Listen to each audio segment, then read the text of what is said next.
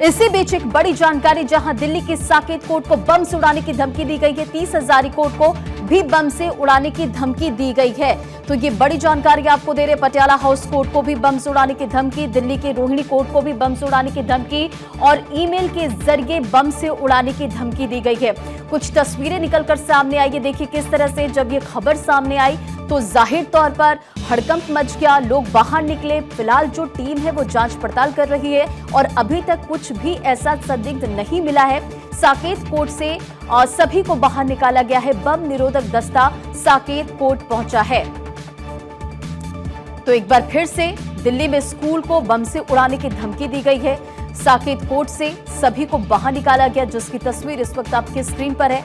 बम निरोधक दस्ता साकेत कोर्ट पहुंचा है, जांच पड़ताल की जा रही। हालांकि अभी तक कुछ भी ऐसा संदिग्ध नहीं मिला है। वरुण हमारे सहयोगी इस खबर पर अधिक जानकारी के साथ कनेक्ट हो गए। वरुण, दिल्ली के साकेत कोर्ट को बम से उड़ाने की धमकी, स्कूलों को भी बम से उड़ाने की धमकी दी गई है। किस तरह से जांच पड़ताल की जा रही, जरा अपडेट दीजिए। देखिए, ये बता दूं जो मेल जो जनरेट किया गया है वो ईमेल आईडी jaish-mohammed@gmx.com। ये एक ईमेल आईडी बनाकर इसे दिल्ली पुलिस और कुछ कंसर्न डिपार्टमेंट को मेल भेजा गया है, जिसमें दिल्ली का जो Patiala house court, Rohini court, Saket court और द्वारका कोर्ट, इसके अंदर जो बॉम्ब है उसकी थ्रेट दी गई है। और आपको बता दूं इसी थ्रेट को मिलने के बाद जो एजेंसीज हैं वो अलर्ट हो गई है। तुरंत पटियाला हाउस कोर्ट और इन सभी कंसर्न कोर्ट पर जो बॉम्ब डिस्पोजेबल स्क्वाड और जो दूसरी एजेंसीज हैं उनको भेजा गया है, फायर डिपार्टमेंट को भेजा गया है। हालांकि अभी तक इस थ्रेट के अंदर कोई सच्चाई नजर नहीं आ रही है, क्योंकि कुछ भी संदिग्ध अभी तक की चेकिंग में नहीं मिला है। जैसा मैंने पहले भी बताया था कि आज दिल्ली की पटियाला हाउस कोर्ट में जो संदिग्ध आतंकी है जाहिर और उर्फ दानिश, उसको पेश किया जाना है, क्योंकि मामला बेहद सेंसिटिव है। और यही वजह है कि पहले से ही जो पटियाला हाउस कोर्ट है उसकी सिक्योरिटी को तो काफ़ी टाइट किया गया था, लेकिन अब जिस तरीके से जो ये थ्रेट मेल मिला है उसके बाद अभी एक चेकिंग अभियान चलाया जा रहा है। फिलहाल कुछ भी संदिग्ध नहीं मिला है। अब उसके बाद अब एजेंसी से इस बात की जांच करेगी कि किस तरीके से मेल कहां से किसने किस मकसद से जनरेट किया, क्योंकि दिल्ली में पहले ही लाल किले के बाहर जो ब्लास्ट हुआ था उसके बाद पूरी कॉन्स्पिरेसी जो सामने आई कि देश के अलग अलग इलाकों में भीड़ भाड़ वाली जगहों को निशाना बनाया जाना है, तो ऐसे में मामला बेहद संवेदनशील हो जाता है। और उसी के चलते जो बड़ी संख्या में पुलिस बल सभी जगह डिप्लॉय किए जा रहे हैं, चेकिंग जो है सब जगह चल रही है। और अब फिलहाल जिस तरीके से जो थ्रेट दिल्ली की इन सभी निचली अदालतों के लिए मिला है उसको लेकर भी एक चेकिंग अभी सभी कोर्ट के अंदर चल रही है। जी वरुण, इससे पहले भी हमने देखा है कि दिल्ली के कई स्कूल को कोर्ट को बम से उड़ाने की धमकी दी गई है। जांच पड़ताल में कुछ भी नहीं निकलता, लेकिन जाहिर तौर पर इस बार जो ये थ्रेट आया है लोगों के मन में भी डर का माहौल होगा, क्योंकि 10 नवंबर की वो तारीख हमें याद है कि जब दिल्ली में ब्लास्ट होता है, तो जाहिर तौर पर यह कौतूहल का विषय है। देखिए, बिल्कुल अब जो हालात है वो काफ़ी बदले हुए हैं। पहले लगातार इस तरीके की हॉक्स कॉल आ रही थी, चाहे वो ट्वीट के जरिए एरोप्लेन में हो या फिर हॉस्पिटल्स के अंदर, स्कूल के अंदर, इस तरह की लगातार जो हॉक्स कॉल थी वो पुलिस को मिल रही थी, जो कि चिंता का सबब बन गया था। लेकिन अब कहीं ना कहीं लाल किले के बाहर जो धमाका हुआ, इतनी टाइट सिक्योरिटीज होने के बाद भी, उसके बाद एक डर और खौफ का माहौल लोगों के अंदर भी है। तो वही एजेंसीज भी अलर्ट पर है, इसलिए किसी भी कॉल को हल्के में नहीं लिया जा सकता। उसको प्रोटोकॉल के तहत पूरी चेकिंग चल रही है। और क्योंकि जो कोर्ट है वो अपने आप में बेहद संवेदनशील हो जाता है, क्योंकि यहाँ पर कई बड़े कैदियों, जो बदमाश क्रिमिनल्स हैं, उनकी तो पेशी होती है, साथ ही बड़े वकील होते हैं और भीड़ भाड़ का माहौल जो है किसी भी अदालत के अंदर बना रहता है। ऐसे में इस बात की आशंका भी बनी रहती है कि जो कोर्ट है वो भी आतंकियों के निशाने पर हो सकते हैं। और इस तरीके की मेल इस सेंसिटिव समय पर मिलना, जिसको जो एजेंसीज है वो किसी भी तरीके से हल्के में नहीं लेना चाहती। और यही वजह है, चाहे बॉम्ब डिस्पोजेबल स्क्वाड हो, पुलिस के अधिकारी हो, उन्होंने खुद मौके पर पहुंचकर एक थॉरो चेकिंग की है, लेकिन फिलहाल अभी तक कुछ संदिग्ध नहीं मिला है। जी अब बिल्कुल, जरा ये भी आप अपडेट दीजिए कि किस तरह से जांच पड़ताल की जा रही है, क्योंकि साकेत कोर्ट परिसर से सभी को बाहर निकाला गया है। निकालना जरा वो तो देखिए लगातार जी आपको यहाँ पर दिखा दूं किस तरीके से जो देखिए बिल्कुल, मैं अपने कैमरामैन से कहूँगा जरा एक बारी दिखाए किस तरीके से जो फोर्स की डिप्लॉयमेंट है वो यहाँ पर कर दी गई है। आरएएफ को यहाँ पर लगाया गया है और साथ ही आप देखिए वहाँ पे जो आरएएफ की जो यूनिट है जो दंगे को नियंत्रण करने के लिए एक्सपर्टीज होती हैं उनको यहाँ पर डिप्लॉय किया गया है। और वजह यह है कि एक तो जो गिरफ्तार संदिग्ध आतंकी है उसकी कोर्ट में पेशी होनी है, पटियाला हाउस कोर्ट में पेशी होनी है और उसी को लेकर ये डिप्लॉयमेंट किया गया। और इसी बीच ही जिस तरीके से ये धमकी भरा जो थ्रेट मेल एजेंसीज को मिला है, दिल्ली पुलिस के पास ये मेल किया गया, उसको लेकर भी पुलिस अलर्ट पर है। और जो एक चेकिंग है, जो बॉम्ब डिस्पोजेबल स्क्वाड हो चाहे दूसरे अपने इक्विपमेंट्स, उससे जगह जगह चेकिंग की जा रही है, क्योंकि कई ऐसा तो नहीं कि ये जो मेल था ये कोई शरारत भरा मेल ना होकर इसके अंदर किसी भी तरह की कोई गंभीरता हो। तो यही वजह है कि अभी फिलहाल पूरा पटियाला हाउस कोर्ट छावनी में तब्दील है। और क्योंकि यहाँ पर एक बड़े आतंकी की पेशी होनी है जो कि दिल्ली ब्लास्ट के अंदर डॉक्टर उमर के साथ शामिल था, बड़ी कॉन्स्पिरेसी रची थी, उसने ड्रोन बनाने में एक्सपर्ट था और ड्रोन के जरिए ही जो एक्सप्लोजिव थे उसको भीड़ भाड़ वाले इलाकों के अंदर गिराकर विस्फोट कर एक बड़ी आतंकी साजिश को अंजाम देना था। तो उसी गंभीरता को देखते हुए जो डिप्लॉयमेंट है वो पटियाला हाउस कोर्ट में बेहद ज़बरदस्त तरीके से पुलिस और जो दूसरी एजेंसीज हैं उनकी तरफ से की गई है। और साथ ही देखिए वो जो दंगा नियंत्रण वाहन भी अगर हमारे कैमरामैन दिखाए तो आप अंदाज़ा लगा सकते हैं कि इस मामले की गंभीरता को कितना गंभीरता से जो एजेंसीज है वो लिए हुए हैं। क्योंकि और अब से कुछ ही देर में इस बात की पूरी संभावनाएं हैं, उम्मीदें हैं कि जो गिरफ्तार संदिग्ध आतंकी है दानिश, उसको यहाँ पटियाला हाउस कोर्ट में पेश कर दिया जाएगा एनआईए के द्वारा और उसको रिमांड पर लेगी एनआईए।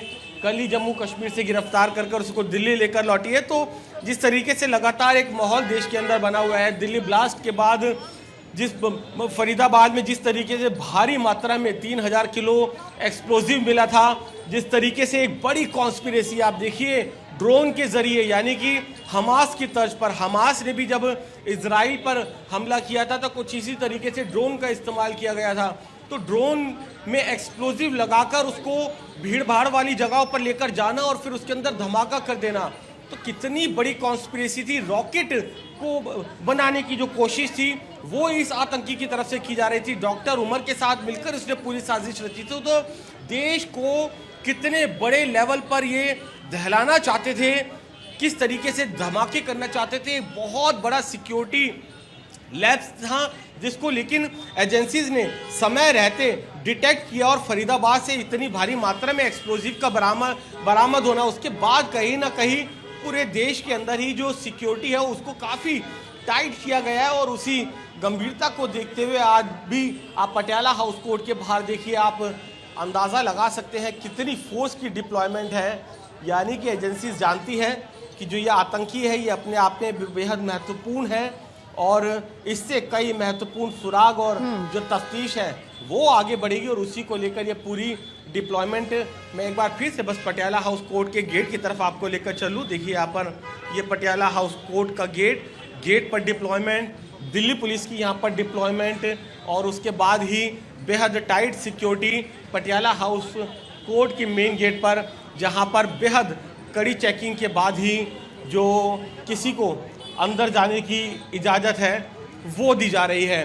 फिलहाल किसी तरीके का जो बम थ्रेट था उसमें किसी तरह का कुछ हॉक्स अभी तक बरामद, कुछ संदिग्ध बरामद नहीं हुआ है। और जो पुलिस को लगता है कि ये कॉल जो है, जो ये मेल है वो हॉक्स हो सकता है। और जिस तरीके से पहले लगातार बड़ी संख्या में जो रोज मेल आ रहे थे, क्योंकि आज भी दिल्ली के 2 सीआरपीएफ स्कूल हैं उनको भी जो थ्रेट है वो मिली है, तो उसी तरह का जो हॉक्स मेल ये हो सकता है। लेकिन मामले को गंभीरता से लेना बहुत जरूरी है क्योंकि एक बड़ा आतंकी हमला बिल्कुल वरुण, अभी जो देश में सिचुएशन है जाहिर तौर पर जब इस तरह के मेल आएंगे तो लोगों में भी चिंता बढ़ेगी। हम देख पा रहे हैं, आप जो तस्वीरें दिखा रहे हैं कि किस तरह से फोर्सेस की तैनाती की गई, लगातार जांच पड़ताल की जा रही है, लेकिन अभी तक कुछ संदिग्ध नहीं मिला है। इससे पहले भी दिल्ली के कई कोर्ट को बम से उड़ाने की धमकी दी गई थी। क्या ये पैटर्न वही सेम है मेल का?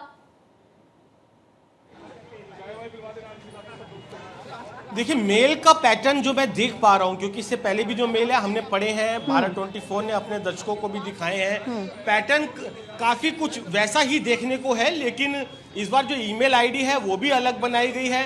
अब इसका ओरिजिन क्या है, ये ओरिजिन तो देखिए जब जांच आगे बढ़ेगी, जब जो एक्सपर्ट है साइबर टीम की से जुड़े जो लोग हैं, अधिकारी हैं, वो जब चेक करेंगे तभी पता चलेगा कि कहाँ इसका विदेश में इसका ओरिजिन है, कौन इस पूरी कॉन्स्पिरेसी को रचे हुए है, किसने इस थ्रेट मेल को भेजा है, उसका मकसद क्या था। क्योंकि आप देखिए ऐसे समय में जब दिल्ली के अंदर धमाका हुआ हो, इस तरह के मेल और भी ज़्यादा खतरनाक हो जाते हैं, क्योंकि अगर चाहे स्कूल तक कोर्ट हो, एक